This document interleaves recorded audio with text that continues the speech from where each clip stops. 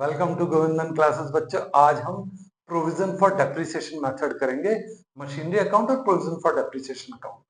ये mostly CBSE में use होता है, आईएससी में यूज नहीं होता है। ये क्वेश्चन स्ट्रेट लाइन पे बेस्ड, लेकिन जहां पर हम पिछले टॉपिक्स में मशीनरी अकाउंट बनाया था, अब एक एड ऑन हो गया provision for depreciation account. Provision होता क्या है? प्रोविजन हमारी लायबिलिटी होती है। हम उस एसेट के लिए अभी से पैसा इकट्ठा कर रहे हैं। जो भी डेप्रिसिएशन है, पहले क्या था, डेप्रिसिएशन डायरेक्टली एसेट से माइनस हो रहा था। अब डेप्रिसिएशन डायरेक्टली एसेट से माइनस ना होकर हम उसका प्रोविजन मेंटेन करेंगे। प्रोविजन मेंटेन करेंगे तो हमें अपने प्रॉफिट एंड लॉस से सब्ट्रैक्ट करना पड़ेगा उतना सर्टेन अमाउंट ऑफ डेप्रिसिएशन। तो उसकी एंट्रीज कैसे होती हैं? क्योंकि पूरी अकाउंट जर्नल एंट्री पे बेस्ड है। अगर आपको जर्नल स्ट्रांग है तो आप फटाफट सारे अकाउंट्स मेंटेन कर सकते हैं। चलिए पहले हम इसका जर्नल समझते हैं। पहले जब हम एसेट परचेज करेंगे तो क्या एंट्री बनेगी?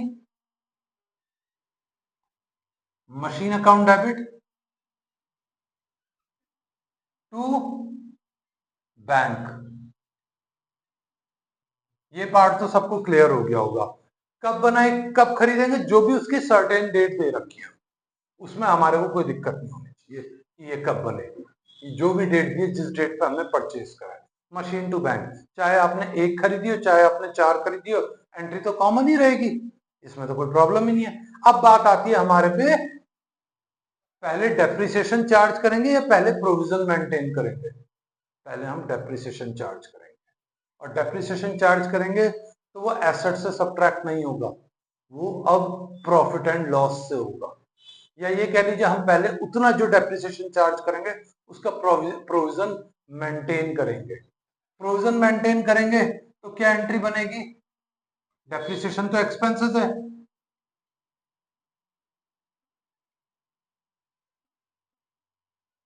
Depreciation account debit to provision for depth. मैंने यहाँ शॉर्ट में लिखा है, कंफ्यूज ना हो जाना। अब आप कहेंगे यहां पर कौन सा रूल लगा? When expenses increases, modern approach पे, when expenses increases it will debit and when liability increases it will credit. I hope ये पार्ट आपको क्लियर हो गया होगा। और ये किस डेट को होगा? Eight the end of each year, sorry. अब हम यही जो डेप्थ है जो हमने चार्ज करा, जिसका हमने प्रोविजन मेंटेन करा, अब ये कहां से कहां ट्रांसफर होगा? ये प्रॉफिट एंड लॉस अकाउंट में ट्रांसफर होगा, क्योंकि हमें ये वहां से सब्ट्रैक्ट करना है, या ये कह लीजिए वहां से चार्ज करना है, वो भी at the end of the year.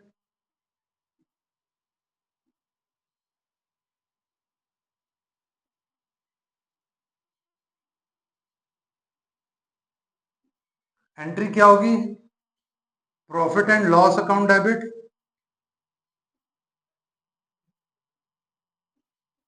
To depreciation account.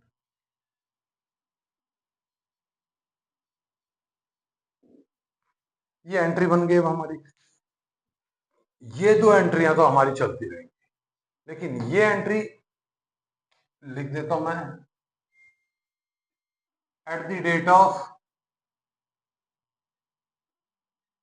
Purchase.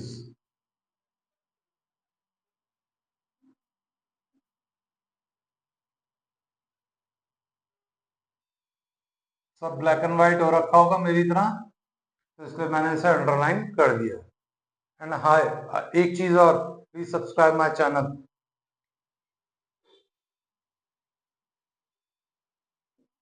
ये 3 एंट्रियां बननी है बस। अब सेल पार्ट जब आएगा तब हम वहां पर डिस्कस करेंगे कैसे इसको करना है। अब हम इस क्वेश्चन को समझेंगे बच्चों। अब हम इस क्वेश्चन को करेंगे और यहाँ पर हम मशीनरी और प्रोविजन फॉर डेप्रिसिएशन अकाउंट बनाएंगे, और दोनों में इंटर रिलेशनशिप कैसे होता है मैं ये एक्सप्लेन करूंगा।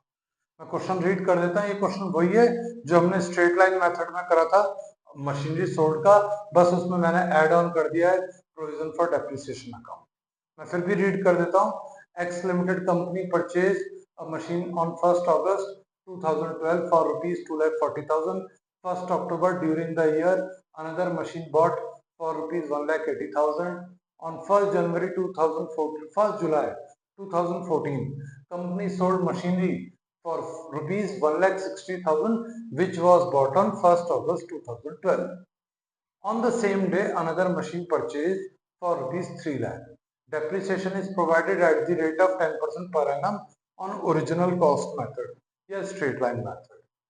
Each year, books are closed on 31st March every year and prepare machinery account provision for depreciation account for first 3 years from 2012 and to 2015. यहाँ पर तो बना रहा हूँ प्रोविजन फॉर डेप्रिसिएशन अकाउंट और यहाँ पे बनेगा मशीनरी अकाउंट और यहाँ पर मैं उनकी जर्नल साइमल्टेनियसली शो करता जाऊंगा।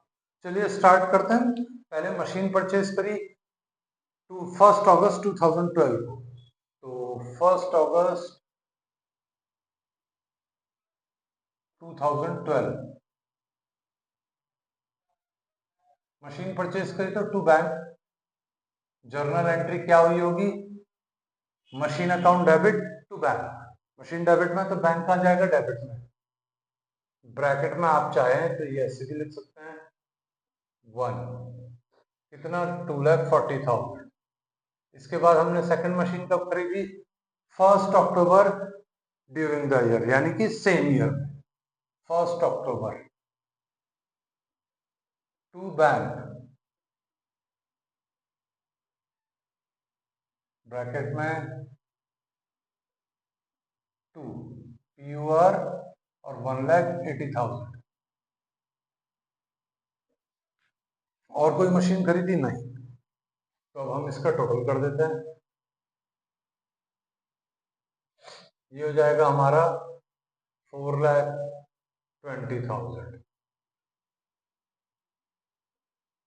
31st March 2013 by balance carried down, first machine second machine. यहां पर भी हमारे को स्प्लिट करना है। अब आप कहोगे फर्क तो कुछ भी नहीं पड़ रहा, नहीं, अभी इसका इम्पैक्ट आगे चल के दिखेगा, कैलकुलेशन करते हुए तब आपको आसानी हो जाएगी। बेटर है आप यहीं पे ही कैलकुलेशन को स्प्लिट करें। जो मशीन फर्स्ट मशीन को फर्स्ट मशीन के नंबर पे रखें, क्लब करेंगे हम और 180,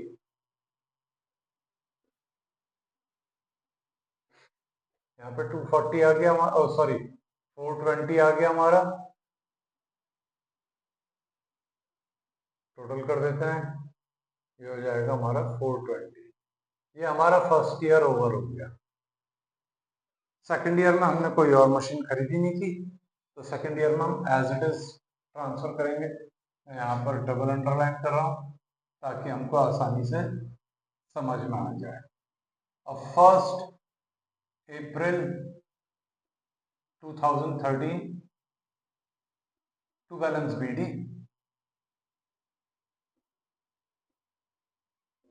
1, 2,40,000 and 1,80,000, टोटल 420। और कोई मशीन है नहीं इसमें ऐड ऑन होगी, तो इसलिए यहीं पे सीधा कर दिया। 31st March 2015, sorry 14, by balance carried down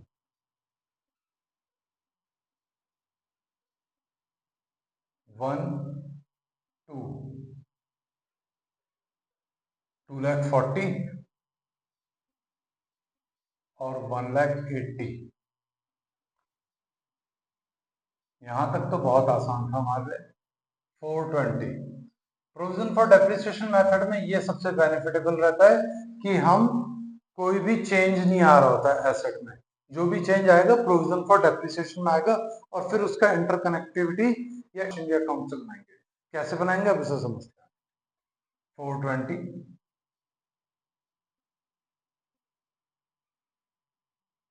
और यहाँ पर आ गया 420, अब आ गए हम 1 अप्रैल 2014 टू बैलेंस BD 1 and 2 240 और 180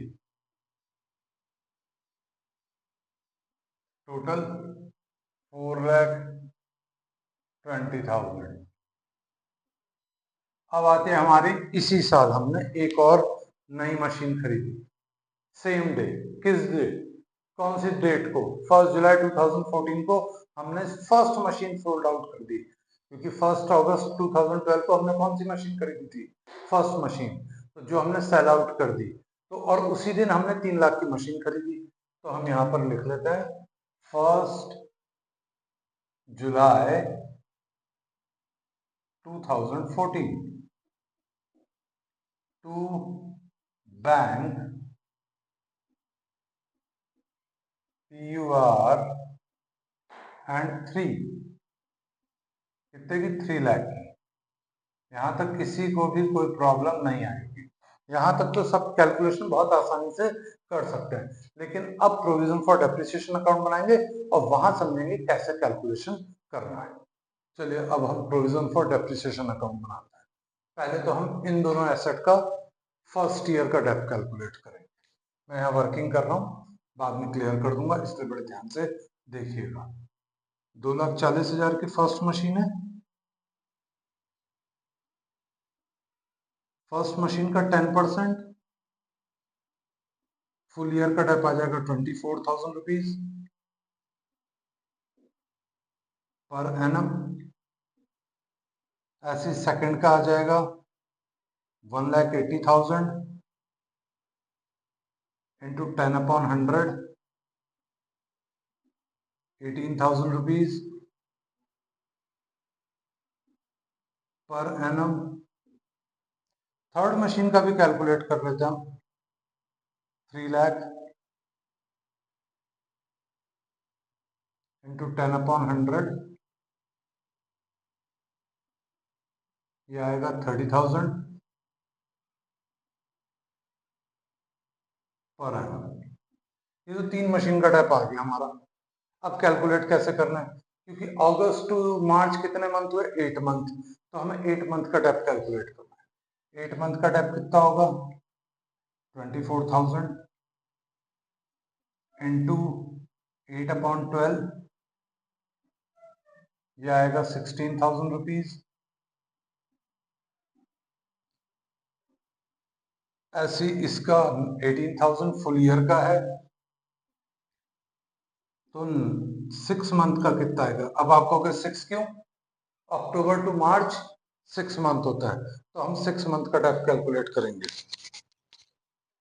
ये आएगा हमारा 9,000 रुपीज। और थर्ड मशीन हमने कब खरीदी थी? जुलाई में। जुलाई टू मार्च होते हैं 9 मंथ्स। अब हम यहाँ पे इसका 9 मंथ का डेप कैलकुलेट करेंगे। 9/12, ये आएगा हमारा 22,500 रुपीज। ओके गाइज, यहां तक तो आपको पूरी कैलकुलेशन क्लियर हो गई हो। अब इसकी पोस्टिंग कैसे होगी? एंड ऑफ द ईयर हमने फर्स्ट ईयर में हमारी 2 मशीन आई थी। एंट्री क्या बनेगी? 31 मार्च को पहली एंट्री जो बनेगी वो बनेगी depreciation account debit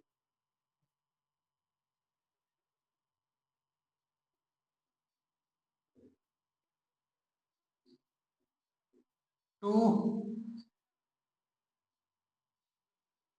provision for depreciation.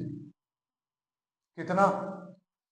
इन दोनों एसेट का, इसका और इसका एडिशन फर्स्ट ईयर का, ये आ जाएगा हमारा total 25,000 rupees.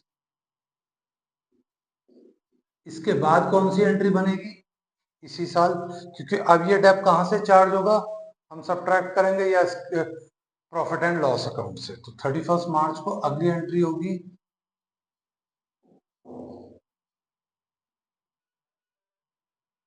Profit and loss account debit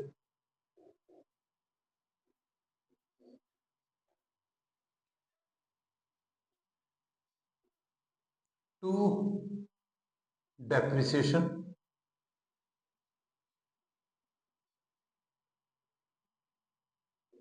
कितना अमाउंट, सेम अमाउंट।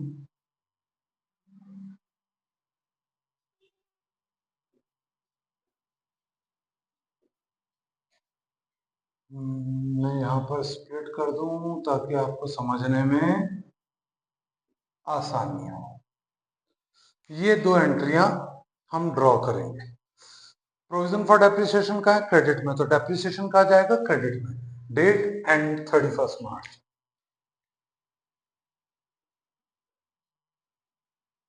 हमने यहां अकाउंट बना लिया 2030 बाय डेप्थ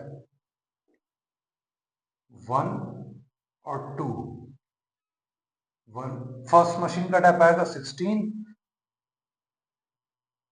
और सेकंड का आएगा 9।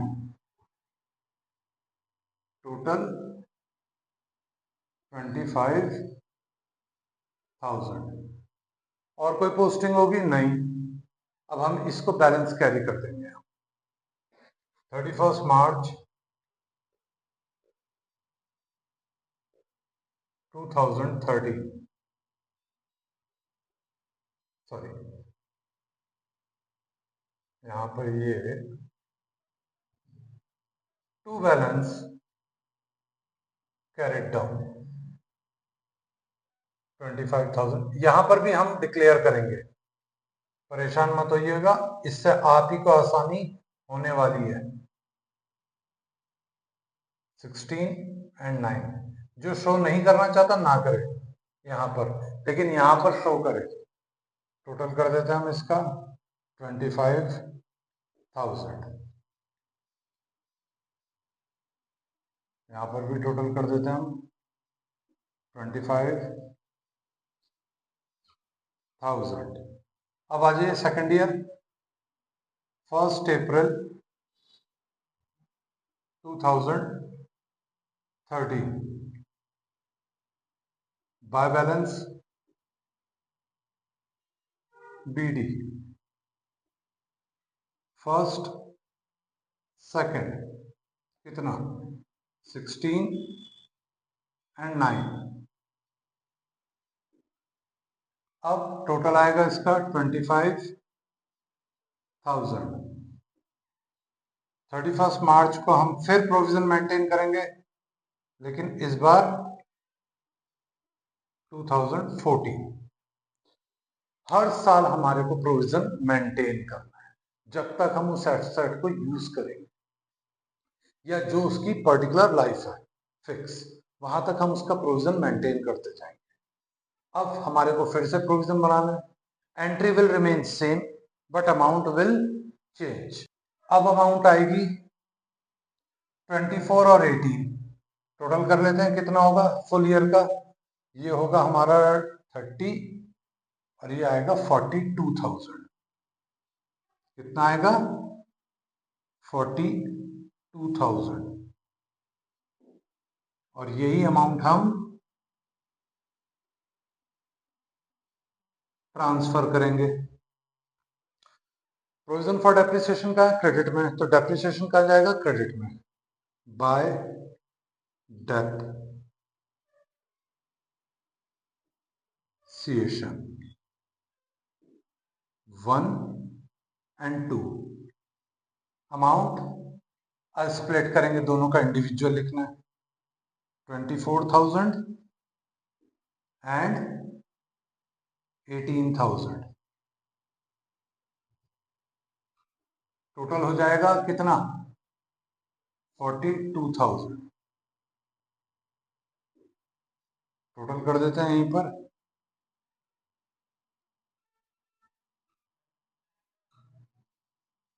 ये हो जाएगा हमारा, सॉरी यहाँ पर लाइन मैं डबल कर देता हूं ताकि आसानी से 67,000। अब ये 67,000 को हमें कैरी करना है। 31 March 2014 to balance carried down first and second. लेकिन अब टोटल कितना आएगा 67।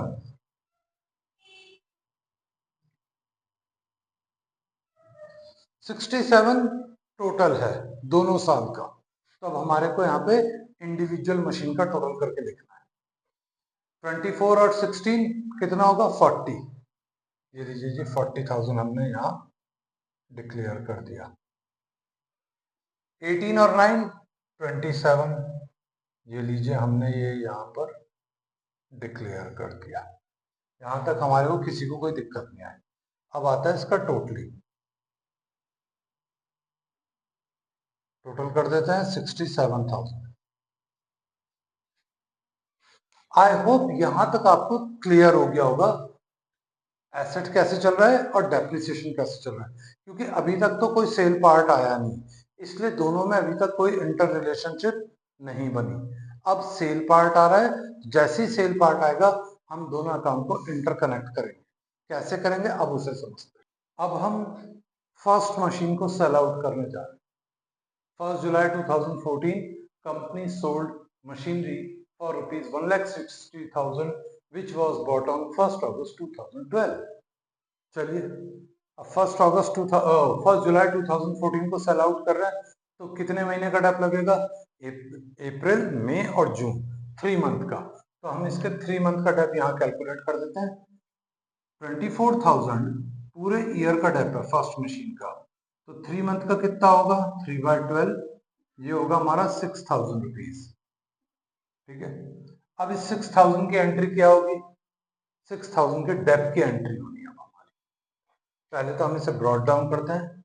1 अप्रैल 2014 by balance brought down amount 67,000, 1 and 2 total 40 और 27। हमने फर्स्ट मशीन कब सेल आउट करी? 1 जुलाई को। तो हम 1 जुलाई तक का भी प्रोविजन मेंटेन करेंगे 3 मंथ के डेप का। तो उसकी एंट्री क्या होगी? एंट्री यही होगी सेम, बस एक डेट यहाँ पे चेंज हो जाएगी, 1 जुलाई। तो 1 जुलाई को एंट्री क्या होगी यहाँ कर देते हैं, 1 जुलाई 2014। ये होगी बाय डेप, और आप इसके आगे लिखेंगे 1, क्योंकि फर्स्ट मशीन का डेप है बस 6,000। ये आ गया। अब हमने मशीन तो सेल आउट कर रहे हैं। जब सेल आउट कर रहे हैं तो इतना डेप हमारे को उस एसेट अकाउंट में ट्रांसफर करना होगा, क्योंकि प्रोविजन किसके अगेंस्ट मेंटेन हुआ था? प्रोविजन एसेट के अगेंस्ट मेंटेन हुआ था। जब एसेट ही नहीं रहेगी तो हमें प्रोविजन कैसे रख सकते हैं? तो अब हम इस प्रोविजन को उसके एसेट को कंपनसेट करने के लिए सब ट्रांसफर करेंगे। मशीन हम सेल आउट कर रहे हैं, अब उस मशीन के लिए हम उस पर्टिकुलर मशीन का पूरा डेप मशीनरी अकाउंट में ट्रांसफर करेंगे। तो क्या एंट्री बनेगी? मैं वो यहां पर लिख रहा हूं। एंट्री बनेगी, अब हमारा प्रोविजन फॉर डेप्रिसिएशन कैंसिल हो रहा है 1 जुलाई को। 1 जुलाई की एंट्री है ये, 1 जुलाई को प्रोविजन फॉर डेप अकाउंट, क्योंकि अब प्रोविजन मेंटेन नहीं रख सकते हम उस पर्टिकुलर एसेट का। Provision for depreciation account debit to machinery account. कितना? Overall dep 40 + 6, 46। ये लीजिए 46,000 हमने यहाँ ट्रांसफर कर दिया। अब प्रोविजन फॉर डेप डेबिट में है, तो मशीन कहाँ जाएगा? डेबिट में। डेट 1 जुलाई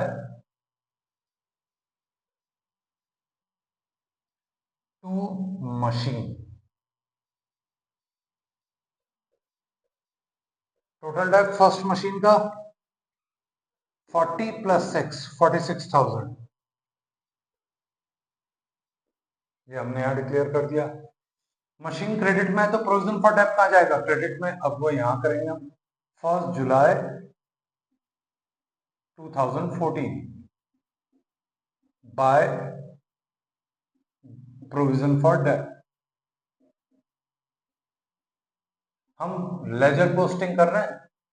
अगर आप लेजर पे कमांड रख रहे हैं जर्नल के बाद तो ये आपके लिए और आसान हो जाएगा, क्योंकि मशीन क्रेडिट में है तो डेप्रिसिएशन प्रोविजन फॉर डेप्रिसिएशन का जाएगा क्रेडिट में। कितने से, 46 से। ये लीजिए, हमने मशीन सेल आउट करी तो क्या एंट्री बनेगी, bank account debit to machine. Bank machine का है क्रेडिट में तो बैंक का जाएगा क्रेडिट में। Same date by bank. आप यहां पे लिख सकते हैं फर्स्ट, यहां पर भी लिख सकते हैं फर्स्ट। कितने में, 1,60,000 में। अब मैंने आपको बताया था लॉस कैसे निकलता है। अगर डेबिट साइड ग्रेटर है तो लॉस, और अगर क्रेडिट साइड ग्रेटर है तो प्रॉफिट। यहाँ पे डेबिट साइड ग्रेटर है। कितना टोटल हो रहा है इसका, 2,06,000 और यहाँ 240, तो बाय पीएल कितने का लॉस आया हमारा, ब्रैकेट में लिख दीजिए, लॉस 34,000 का। कैसे, 240 में से 2,06,000 माइनस कर दीजिए, कितना बचेगा, 34,000। ये हमारा लॉस है। अब बाकी मशीन को कंटिन्यू रखेंगे हम। 31 March 2015 by balance carried down. यहां पे अब डेप्थ नहीं आएगा, 2 और 3। फर्स्ट सेकंड मशीन है 180 की और ये है 3 लाख की, तो टोटल कर देते हैं इसका 480।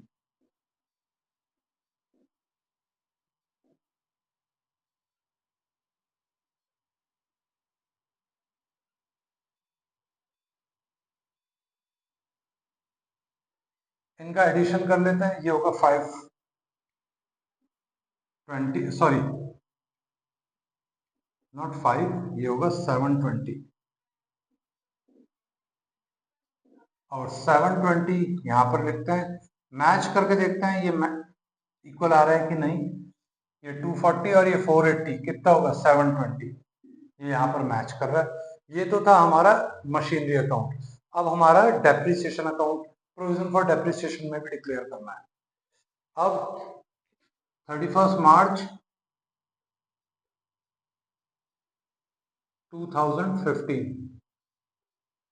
Bye provision for depth, oh sorry, by depreciation, provision for depth गलती से बोल दिया, बाय डेप्रिसिएशन। क्यों, प्रोविजन फॉर डेप्थ क्रेडिट में तो डेप्रिसिएशन क्रेडिट में जाएगा, लेकिन अब सेकंड और थर्ड मशीन का डेप्थ जाएगा। किसका जाएगा, सेकंड और थर्ड मशीन का। सेकंड और थर्ड मशीन का डेप्थ कितना होगा, सेकंड का डेप्थ तो चलेगा 18, लेकिन थर्ड का कितना चलेगा, 9 मंथ का डेप्थ। कितना कैलकुलेट करा था हमने, 22,500।